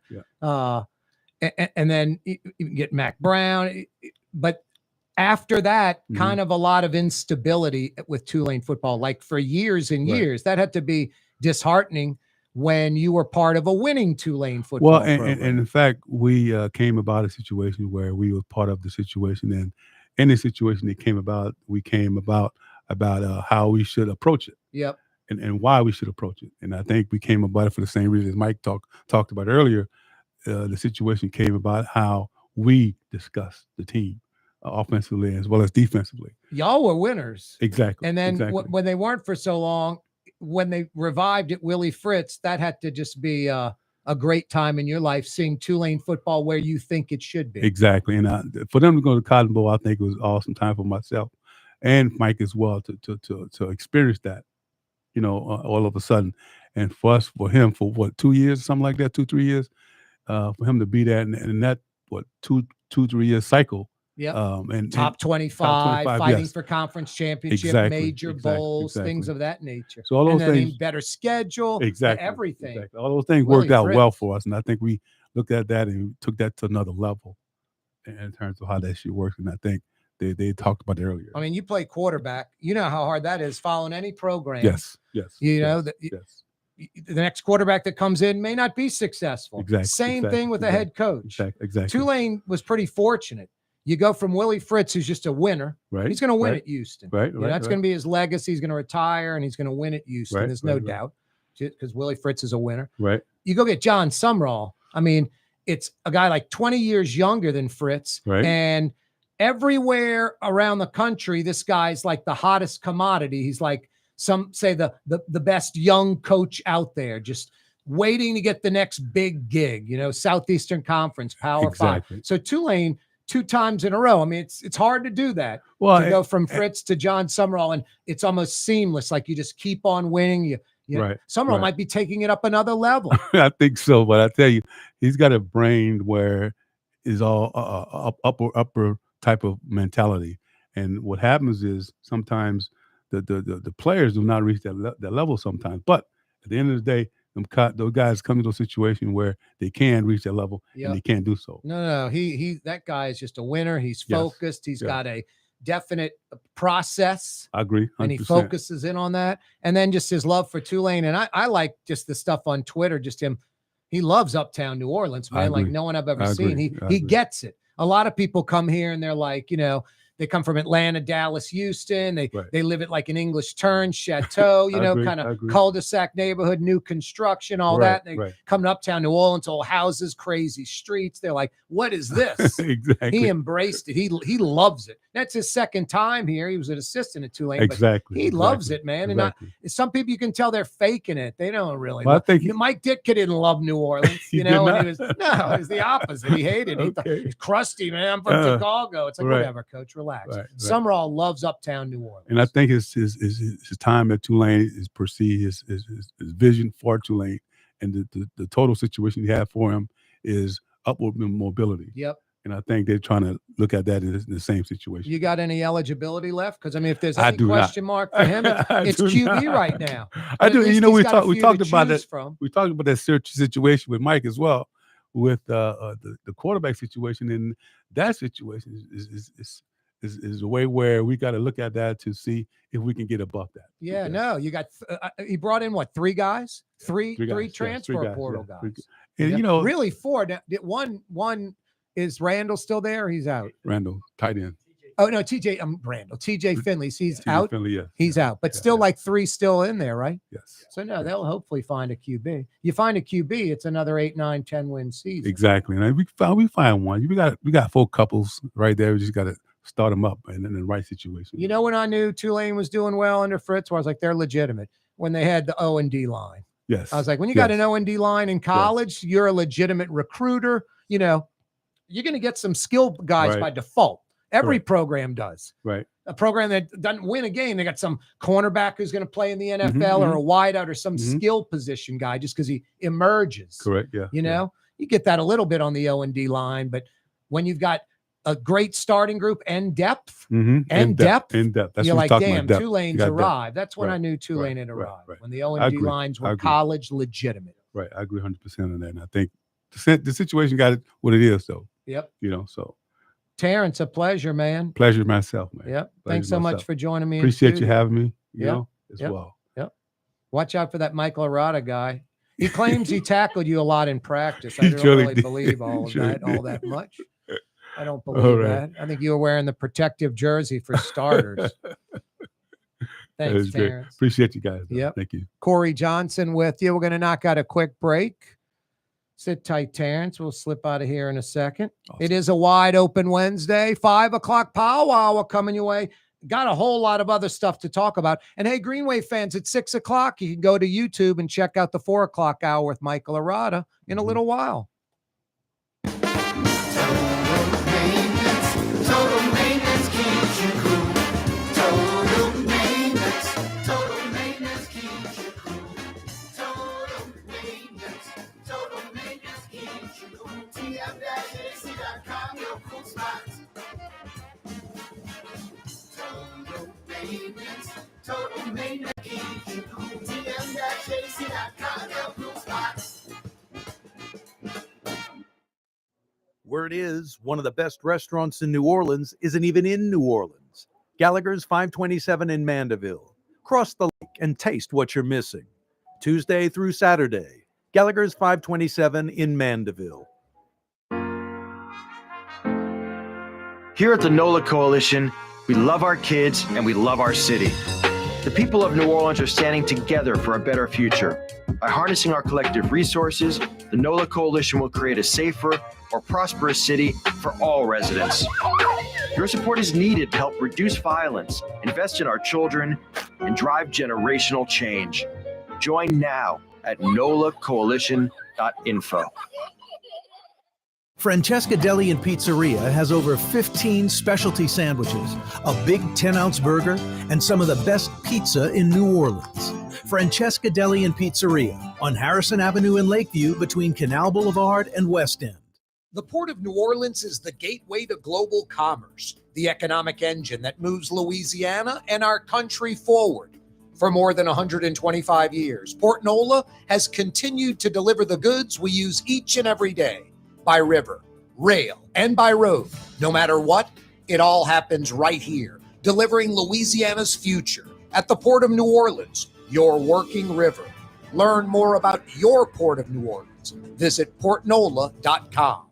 Young's Dry Cleaning, with 2 walk-up locations with personal service. Young's on Claiborne and Young's on Harrison Avenue in Lakeview. Young's Dry Cleaning. Call 288-8381 or online at youngsdrycleaning.com. Dave Miette Insurance Agency. Auto, home, flood, business. 504-556-0809. Dave Miette, INSagency.com. Dave Miette Insurance Agency. Auto, home, flood, business. 504-556-0809. Dave Miette, INSagency.com. The Woodhouse Day Spa, with 5 area locations: New Orleans, Metairie, Slidell, Baton Rouge, and now Mandeville. A day of relaxation is just moments away at the Woodhouse Day Spa. WoodhouseSpas.com. Trey Yen in Mandeville, a New Orleans tradition for over 40 years, serving the finest Louisiana-inspired Chinese cuisine. Open Tuesday through Sunday. Trey Yen. Scott Craig of Katie's Restaurant. All of my ingredients are fresh. Nothing comes out of a can here. Nothing. All of our seafood is Louisiana. All of our vegetables are Louisiana vegetables. It's a neighborhood restaurant. Katie's in Mid-City. Not an FM disc jockey, not a former politician, Corey Johnson. You're not the DJ. You're a raconteur. You're a storyteller. You're a griot. It's true. Welcome back. Corey Johnson with you. Wide open Wednesday edition of the program. If you missed the 4 o'clock hour, you missed Michael Arata from Fear the Wave Collective. You can check that out a little after 6 on YouTube. Check out our YouTube channel, The Neutral Ground with Corey Johnson on YouTube. Click to subscribe to our YouTube channel. Doesn't cost a thing. Invest 93, expecting 3 to 6 inches of rain, as much as 10 in isolated areas. They're talking about maybe 15 inches in Lafayette. The city's allowing neutral ground parking until Sunday night. Flood watch issued for the entire area. They issued it earlier today at 1 o'clock. It is through Friday night. Let's head down to Claiborne's, the Holly Grove neighborhood. Steve Nelson from the Sewerage and Water Board joins us. Actually, I stand corrected. You're across the street from Holly Grove. You're in Pigeon Town, Steve. How are you, man? I'm well, sir. Thank you. How are you? Doing well. Thanks so much for joining us on this Wednesday. Absolutely. Thanks for having me. Everything's set at the Sewage and Water Board for Invest 93. You guys are prepared? Yeah, we're ready. We got staff available, and Turbine 4 has actually been on most of the day today. She's going to carry some of that storm drainage pump load for us. Turbine 5 is available, and Turbine 6, actually, in some further good news, GE was able to get crews over. They were able to expedite equipment and tools. They hot-shotted that from Houston over the weekend. Crews were on site Monday, Tuesday, Wednesday. And that turbine tested good this afternoon. So if we lose power at the Carrollton Water Plant, T6 is also available. All right, so T6 is the 2008 Army Corps of Engineers built modern turbine that, if needed, produces 25 hertz power. And it's basically a jet engine, right? That's correct. It is what they refer to as an aeroderivative. It makes 60 hertz power. We can run that through frequency changers to make 25, but the bulk of its utility is for powering our potable water pumps here at the Carrollton Water Plant. That's what Turbine 6 is for, just as an emergency for that? Yes, sir. Now, 4 and 5. 4 is what, the 1915 era turbine that's about to go offline forever, right? That is correct, yes. Maybe in the next month or so. So that steam-powered turbine that's over 100 years old, that produces 25 hertz power, that one's working right now. And Turbine 5 from the late 50s, that diesel or gas-powered, when that one's working as well. Yep. Yeah. Turbine 5 is not turning right now because we don't have pump load yet, but it's ready to go. And as soon as we get enough rain for the canals to rise enough, we'll bring that online. But yeah, Turbine 4 is on and carrying a load as we speak. Are there any pumps that are not working? We have 86 of 93 pumps up and running right now, and 5 of those pumps we have out at a couple of drainage stations a handful of drainage stations in New Orleans East, one at Station 19, which serves the Upper Ninth Ward, and then we have a pump that's out at Station 4, which serves Gentilly. And these pumps that are out, how much of a percentage of, I guess, a decrease in capacity do we see? Yeah, so for the stations in New Orleans East, so Station 14 and 16, which are all connected along Morrison Avenue, those stations each have 4 pumps apiece, and are all connected by the Morrison Canal. So there's a significant amount of redundancy in that system. Naturally, we don't want to have any pumps out at any given time, and we've got contractors working and timelines on all of those, with the exception of one pump that's available for emergency use on the West Bank. But all of those pump stations do have other pumps available.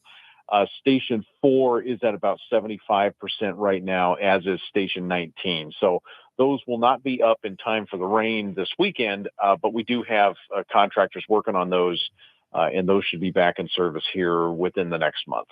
Steve Nelson's with us for a few minutes. He's with the Sewerage and Water Board.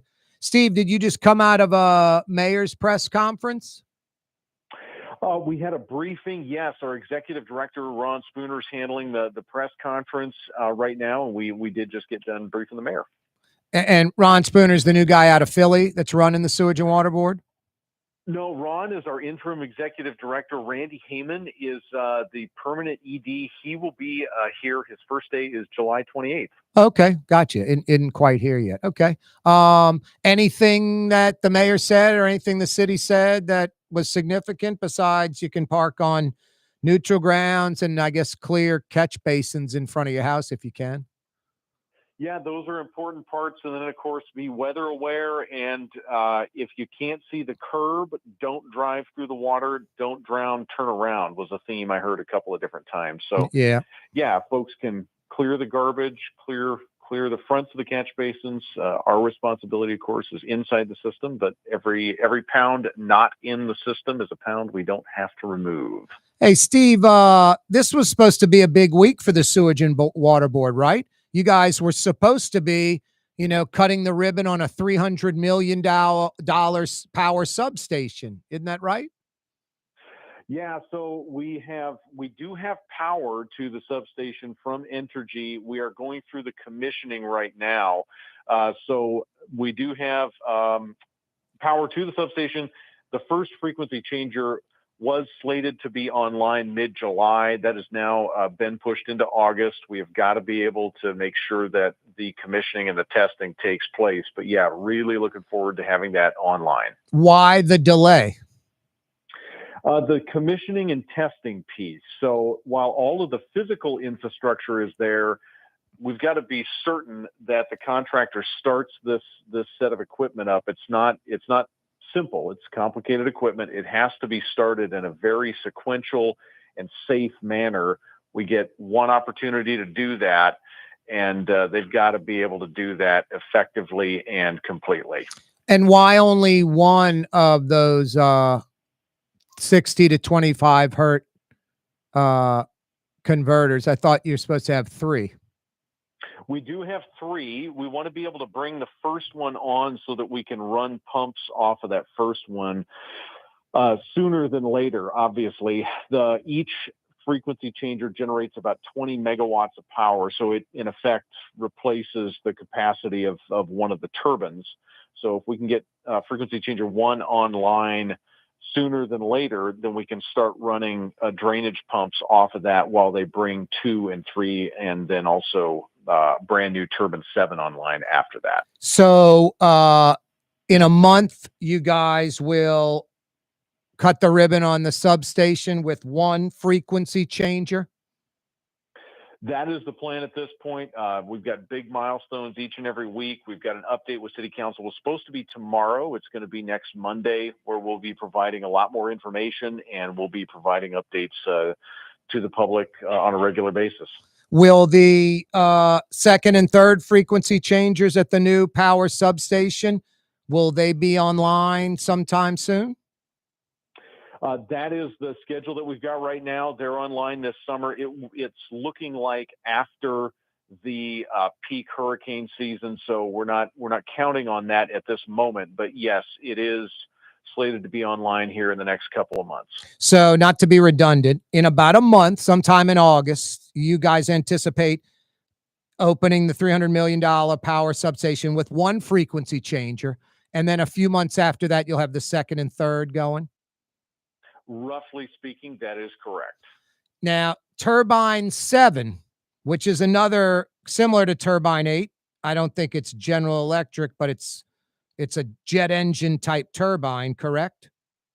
Yeah, Solar, I believe, is the manufacturer, similar to Turbine 6. Yep. Now, you guys have owned that, have had that turbine in a box, in a crate for a while now, a few years, right?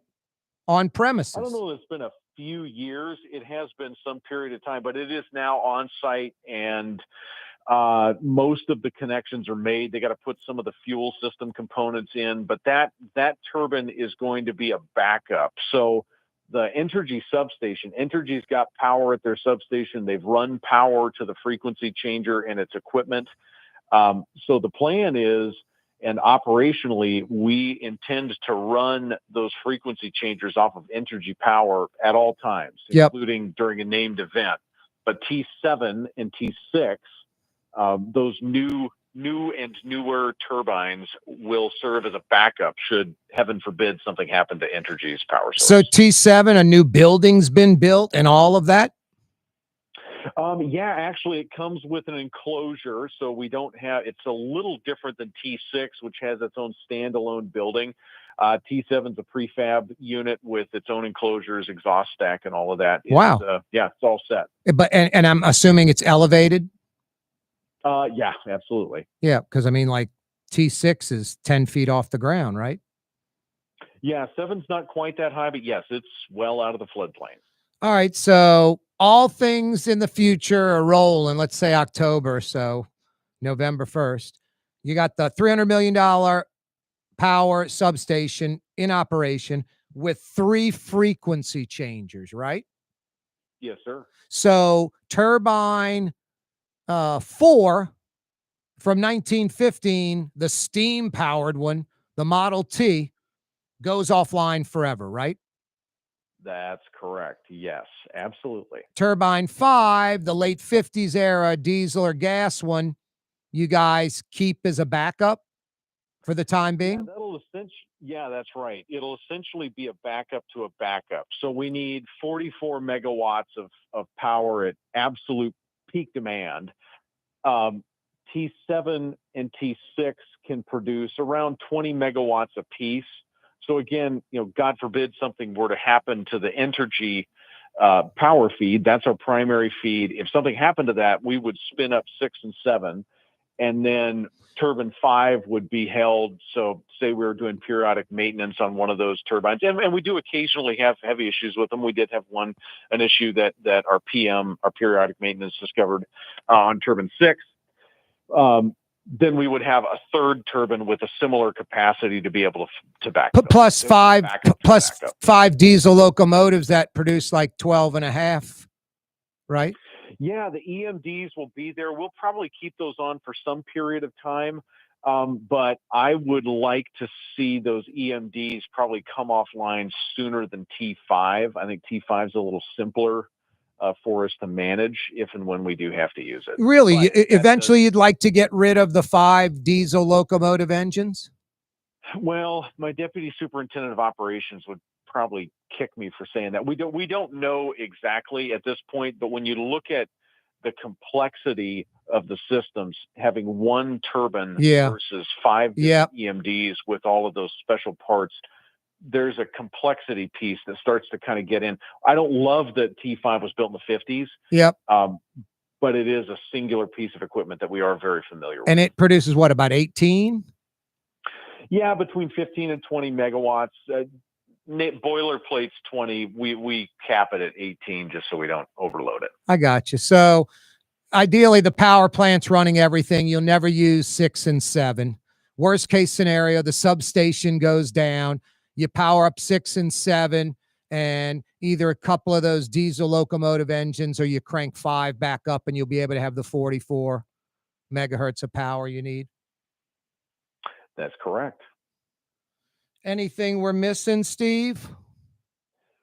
I don't think so. Just stay weather aware. Do like we're all doing. Watch the weather, and yeah, we will see what gets sent our way, and we'll be keeping folks abreast of anything that changes. Steve, we always appreciate you joining us. Thank you. Absolutely. Thank you, Corey. That's Steve Nelson from the Sewerage and Water Board. Corey Johnson with you on a wide open Wednesday. Miss Peach is at the controls, 766-9480.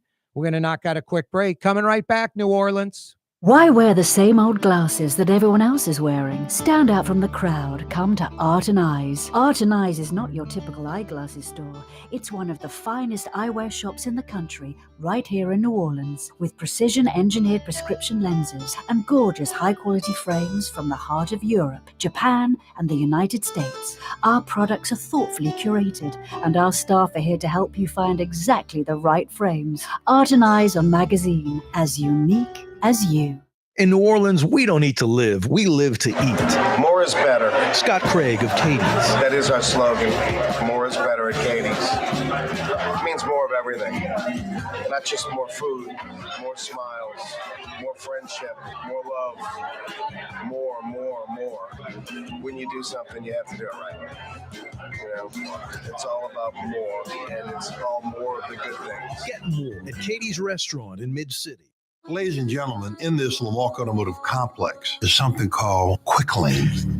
Tires, wheel alignments, struts, servicing your transmission. We're doing all makes and models. It doesn't have to have been purchased from us. It's for you. It handles your lifestyle with your budget in mind. And we want to get you in and out as quick as possible. Quick Lane, you got to come see it. You're going to love the experience. Right there at Williams Boulevard in Kenner.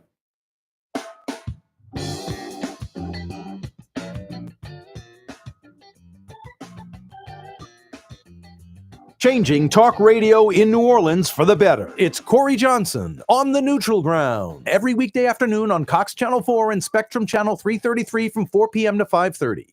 Yeah, you right. Crescent City and beyond. Corey Johnson back at you. Thanks so much for joining us on this wide open Wednesday. Steve Nelson from the Sewage and Water Board just joined us. It is ridiculous. I mean, I'm not trying to pat myself on the back or brag. I mean, it's my job. But the amount of information I know about the Sewage and Water Board, I've said this before, I'll say it again. Cedric Grant, the old hack politician, not a politician, just an appointed, anointed joker for decades, being appointed, anointed by different mayors. Mitch Landrieu made him the head of the Sewage and Water Board. Has no experience in that, just a political hack. He's retired. He's probably like 70-something years old. He makes $180,000 in retirement a year. Just nauseating for hardworking people in New Orleans that know this guy's just like a, charlatan or a joke. But I've often said, hey, Cedric Grant, you pick the person that wants to come up with the questions. You pick them. I'll take on you any day. And you ran the Sewage and Water Board. We can have a Sewage and Water Board facility test. And I will kick your rear end on knowledge. You don't know half of what I know because you don't know any of it really. You don't know much at all. You know the very basics. No, Cedric Grant was an appointed, anointed political hack. I've said this before. I'm riding on the Lafitte Greenway, and it's like the early, 1991 Morial administration, some plaque. This is like 10 years ago. I'm on my bike, so this is 25 years before that. Cedric Grant, director of something's on this plaque, his name. I'm like, my God, all this dude did is just bounce around. There's so many people like that. In New Orleans, there, throughout history, it might be thousands, but actively, always a few hundred, literally. And around the state, there's a few thousand. These people don't do anything. They don't produce anything. They just bounce around from one city job when it comes to New Orleans or state job when it comes to Louisiana and get a salary and get a retirement and all of that good stuff.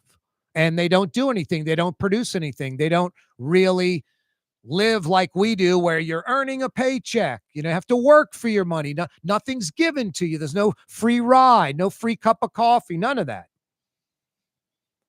No, it's crazy. Cedric Grant, I would gladly, any day of the week, let him pick the person to come up with the questions, legitimate questions about the Sewage and Water Board. He was the director under Mitch Landrieu. I promise you, I would do better on a test. I would score higher than him on knowledge of the Sewage and Water Board.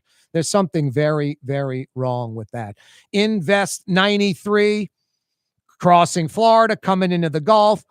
3 to 6 inches of rain, maybe over the next 24, 36, 48 hours at most.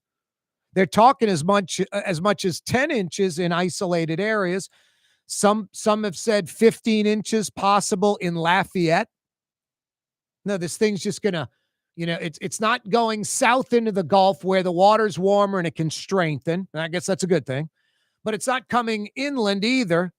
It's just sort of cruising across the Gulf, east to west, just sort of not very defined, which makes it just some slow, lumbering rain event that's just going to dump a lot of rain on us. It looks like. The city allowing neutral ground parking until Sunday night. Flood watch was issued earlier today for the entire area, like at 1 o'clock, and that's through Friday night. So from like today for the next 36, 48 hours, we got to kind of watch our rear ends a little bit. Maybe the greatest accomplishment in the history of mankind, maybe the single greatest accomplishment in the history of mankind. On this day in 1969, July 16th, 1969, Apollo 11 lifted off from the Kennedy Space Center over there in Florida. 4 days later, July 20th, 1969, Neil Armstrong, Buzz Aldrin walking around on the moon. Unbelievable. I think the moon it's about 250,000 miles away, something like that. I mean, think about that. How many miles you got on your car, Miss Peaches? 130. Yeah, 130 you got? I got 80. So together we got about 210. Doesn't get us to the moon. Distance to the moon from the Earth, I think it's 250,000. 238. 240,000 miles. So you and I, with your car and my car, we're not to the moon yet. We're stuck in space and we're out of gas. It's not cool. It's cold. Very cold. You know what they said space smells like? And it makes sense if you think about it. When the guys come back into the capsule and they were on the moon and, or on a spacewalk, smells like burnt meat. That's what it's like, a burnt meat smell. And you're like, well, why would that be?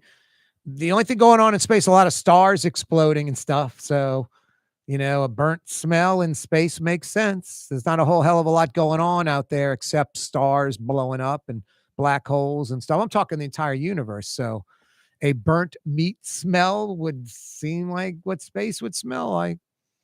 Anyway, just amazing that today, back in 1969, Apollo 11 lifted off, and for 4 days, they journeyed to the moon and then went to the moon and then came back to Earth safely. I just think it's mind-blowing. I think it's underappreciated.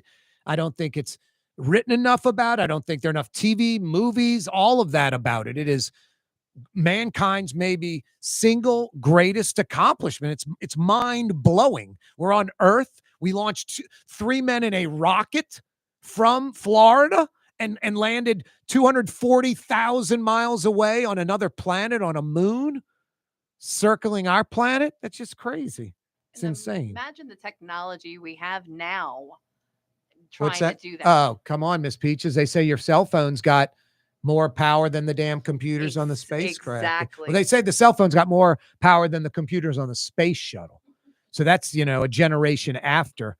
So, it was mind-blowing that they pulled this off several times and struggling to get it done again today. It's crazy.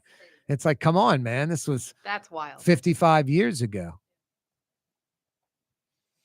The CBD's Historic Landmarks Commission granted an historic designation to that Woolworths building. Civil rights sit-in at the lunch counter of the Hard Rock Hotel collapse. Jose Ponce Areola, Anthony Magretti, Quinyon Wimberly, all dying in the Hard Rock Hotel collapse. They'll be acknowledged on a plaque. The civil rights sit-in folks will be acknowledged on a plaque. And I think that's great. But ideally, you want like a $100 million investment. We don't need a park right there. We don't need a green space. It's Canal Street at Rampart. It's essentially an entrance to the quarter. You know, the quarter butts up against the river. So Canal at Rampart, Rampart at Esplanade, those are like major entrances to the quarter. For years, it was blight, both spots. The old Esso Exxon gas station abandoned like during the Jimmy Carter administration, literally since like the 70s. And then these loser neighbors on Esplanade behind it with their no Havana outpost signs. It took over a decade for Sean Meehan to get that Havana outpost built. It took someone like Sean Meehan, a Golden Gloves champion, so he's a fighter and a winner, and an original investor in Etsy, so he's got wherewithal, he's got money. He could deal with these loser New Orleanians with their family money and their law degrees stifling growth. They own their house on Esplanade. They don't want anything on the corner of Esplanade and Rampart. They like the blight. You know, they'd like to shut down Port-a-Call and what's the joint across the street from Port-a-Call? Miss Peaches, I'm going blank. Yeah, the little dive bar restaurant. Anyway, they're trying to shut that down too. The little curved stucco building. You know, they love all that shut down. So they like the blight. Forget about Meehan winning. Over the 40 years where it was blighted, how many people you think either bought that property or had a lease on it, and those folks wore them out, just beat them up, and probably had a party to celebrate? 6 months, a year, 2 years. Boy, they hung on a while. We finally got them to leave, bankrupted them. No, Sean Meehan has the no Havana outpost sign in the window of his restaurant. It's brilliant. It's basically flipping the middle finger to those jerks behind him who failed, that act like they're righteous New Orleanians. They're selfish New Orleanians. They want to keep things the way they are. They don't want to see progress, lit up corner, entrance to the French Quarter, a win for everybody. They're selfish. They're out for themselves. No, the other entrance is Rampart at Canal Street, where the Hard Rock Hotel collapse happened. And that's beyond, I mean, the 3 deaths are the most significant part, but as a New Orleanian, we're missing like an $80 million hotel with restaurants, people working there, something on that corner, maybe going to spur development in other parts of that area. No, that's a major blow, and nothing's happened in 5 years, 6 years since the collapse. 6 years since the collapse. No, it's sinful. I'm glad there's this historic designation for the lunch counter civil rights sit-in folks and for the 3 that died in the Hard Rock Hotel collapse. They deserve recognition for sure. But don't make that a hindrance, making it prohibitive to build on that spot. We need a $80, $100, $150 million outside investment on that corner, that entrance to the quarter on Canal Street at Rampart. Sheriff Susan Hudson in court earlier today facing contempt charges. You remember she refused to bring inmates to court when she was sheriff? The feds charged 5 in Louisiana, including 3 police chiefs, basically filing false police reports, getting bribe money, getting paid off to secure visas for immigrants. 5 arrested in Louisiana. Wow, crazy. Hey, if you're just joining us, you missed Steve Nelson from the Sewage and Water Board. He joined us to discuss the power plant not coming online, Invest 93. Is the Sewage and Water Board ready? All of that stuff. 4 o'clock hour. Wow. Michael Arata joined us from Fear the Wave Collective, the NIL folks over at Tulane. You Greenway folks, in 10 short minutes, you can check that out on YouTube, our YouTube channel. For game-changing innovation, look to the Latrim family of companies located in Harahan. Intralox, a Latrim company, changed the game when they invented modular plastic conveyor belts over 40 years ago. These belts and innovative Intralox technology are transforming movement in manufacturing facilities around the world. Intralox is a dynamic global company now hiring in production, warehousing, shipping, and more. If you want to be part of our successful team, visit Latrim.com. That's LAITRAM.com. Scott Craig of Katie's Restaurant. All of my ingredients are fresh. Nothing comes out of a can here. Nothing. All of our seafood is Louisiana. All of our vegetables are Louisiana vegetables. It's a neighborhood restaurant. Katie's in Mid-City. The Woodhouse Day Spa, with 5 area locations: New Orleans, Metairie, Slidell, Baton Rouge, and now Mandeville. A day of relaxation is just moments away at the Woodhouse Day Spa. WoodhouseSpas.com. Tired of cleaning your gutters? Improve the value and look of your home with Leaf Guard gutters. And you'll never have to clean your gutters again. Ever. I guarantee it. Let Audubon Gutters install Leaf Guard gutters today. You'll improve the look and value of your home. And right now is the perfect time during Audubon Gutters 99-cent installation sale. Call 469-6494 now. Get out of that gutter and get on the phone. At Audubon Gutters. Word is, one of the best restaurants in New Orleans isn't even in New Orleans. Gallagher's 527 in Mandeville. Cross the lake and taste what you're missing. Tuesday through Saturday. Gallagher's 527 in Mandeville. Total Maintenance keeps you cool. TM-AC.com, your cool spot. TM-AC.com, your cool spot. Why wear the same old glasses that everyone else is wearing? Stand out from the crowd. Come to Art and Eyes. Art and Eyes is not your typical eyeglasses store. It's one of the finest eyewear shops in the country, right here in New Orleans, with precision-engineered prescription lenses and gorgeous high-quality frames from the heart of Europe, Japan, and the United States. Our products are thoughtfully curated, and our staff are here to help you find exactly the right frames. Art and Eyes on Magazine, as unique as you. Young's Dry Cleaning, with 2 walk-up locations with personal service. Young's on Claiborne and Young's on Harrison Avenue in Lakeview. Young's Dry Cleaning. Call 288-8381 or online at youngsdrycleaning.com. Trey Yen in Mandeville, a New Orleans tradition for over 40 years, serving the finest Louisiana-inspired Chinese cuisine. Open Tuesday through Sunday. Trey Yen. Greater New Orleans, a destination for learning. With 13 colleges and universities and a booming job market, Greater New Orleans is the ultimate destination for your higher education. Your path to the future begins in Greater New Orleans. Find out more at studynola.com. New Orleans talk giant, Corey Johnson, on the neutral ground. I'll have the entire city of New Orleans in the palm of my hand. In Metro New Orleans on 93.9 FM and 107.9 FM. Also from Baton Rouge to Pensacola, Florida on 600 AM and 1560.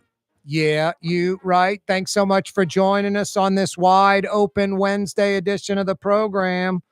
Corey Johnson with you. 766-9480 is how you can dial us up. Miss Peaches at the controls. 766-9480. Hey, tonight for dinner, how about Katie's in Mid-City, a couple of blocks behind Angelo Bricato's ice cream joint? Go get dessert over there. As New Orleans as it gets. Iberville, corner Tallahassee, Katie's in Mid-City. Yeah, Green Wave fans, in about 8 minutes, you can go to my YouTube channel, The Neutral Ground with Corey Johnson. Click to subscribe to our YouTube channel. Doesn't cost anything. Beginning of the show, the entire 4 o'clock hour. Like 55 minutes with Michael Arata from the Fear the Wave Collective, talking a lot about Tulane football, Tulane athletics, NIL, the athletic department, all of it. Michael feels that Tulane athletics are on solid ground. I'm a little skeptical. I think they're this far away from falling right back to where they were. I worry about Tulane athletics and the academic side not focusing on athletics enough, where it's like, what can we get away with instead of let's spend the money, let's get it done right, first class all the time. So Michael's optimistic about it. I'm a little cynical. I hope I'm wrong. I hope the athletic department's doing the right thing. But the reason I brought Michael in, Fear the Wave has exceeded expectations. Now the athletic department is taking that in-house and have subbed it out to a third party. And I was wondering why Fear the Wave wasn't that third party. Michael says because this company they bring in, they do it for a living. They can go after bigger fish. We'll see. Something to look at a year from now. But anyway, Green Wave fans, the Neutral Ground with Corey Johnson on YouTube, a little after 6, you can check out Michael Arata for like an hour. Lots of great information on Tulane. Lots of good questions, and Michael had lots of good answers. Invest 93 creeping across the Gulf. Just a big rain event. It sucks. Hopefully the meteorologists are wrong, and they could be. You never know. I got plans for the weekend. I'm not canceling them. But expecting in Metro New Orleans 3 to 6 inches of rain over the next 24, 36 hours or so. As much as 10 inches in some isolated areas are possible. They're talking about maybe 15, as much as 15 possible in Lafayette. So this thing is obviously just going to creep across the Gulf. All the spaghetti models have it sort of, at New Orleans, right past New Orleans receiving a major hit. But again, this isn't some defined storm. It's not named.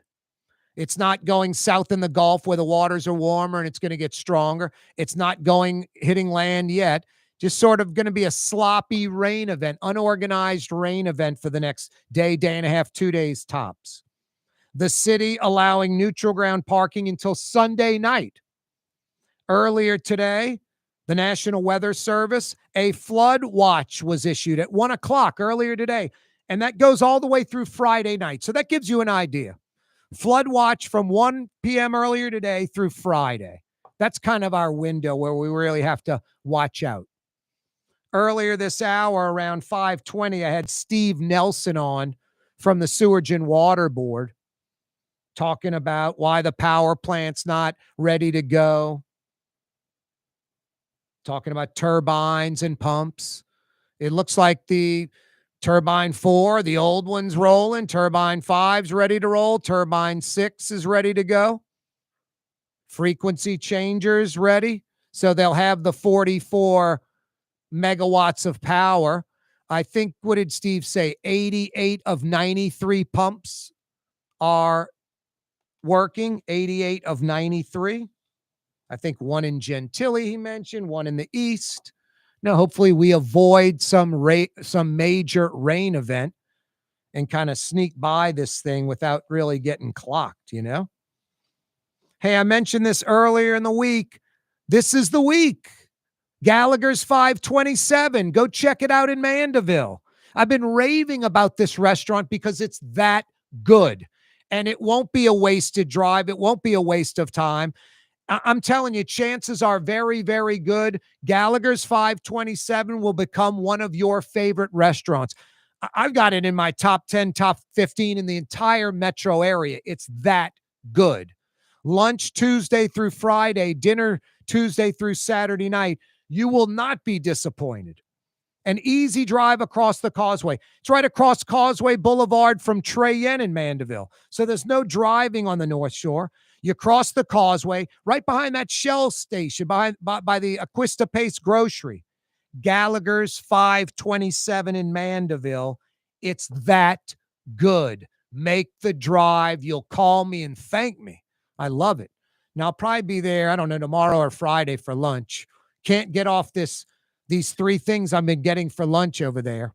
Cup of gumbo, the crab meat St. Francis appetizer, piping hot jumbo lump crab meat. It's not an au gratin.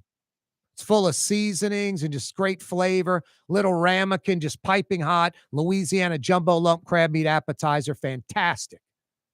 Maybe the best crab meat appetizer anywhere. And then I usually get the shish kebab, 4 big chunks of filet, sizzling in butter with bell pepper and white onions, and a big pile of wonderful green beans sizzling in the butter. Just fantastic. Can't go wrong with that lunch at Gallagher's 527. The gumbo, the crab meat St. Francis, and the shish kebab. So good. Gallagher's 527 in Mandeville. Get over there. Sheriff Susan Hudson was in court earlier today facing contempt charges, refusing to bring inmates to court.